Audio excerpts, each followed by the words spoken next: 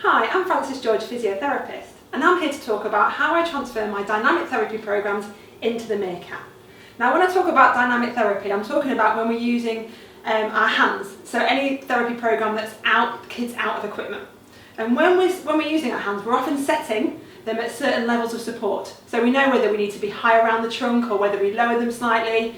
But in those programs, we often need more than me, because when I'm supporting at a level of trunk or hips, I often need somebody else to come in and support legs and hip position in order to get that correct body alignment, that static posture.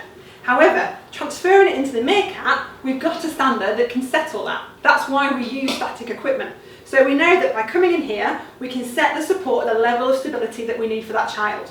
And we can easily show and mark that by setting the levels down the side. So we can replicate it, we can set out a very clear program that can be followed by anybody, so not a therapist. So as we go into the standard, we can set the body alignment at the correct level. So you've got the support at hips and knees. So you can get that static body alignment, and that's key, because if you can't get the right body alignment, you then can't challenge the balance and that postural control around that point. And that's what we struggle to do sometimes on land, and it takes lots of people. This, hands off.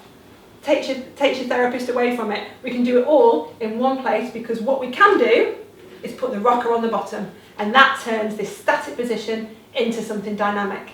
And it's that that's going to improve motor skill performance. I hope this has been helpful, thank you. And this is Frances talking about transferring dynamic therapy goals into the Meerkat.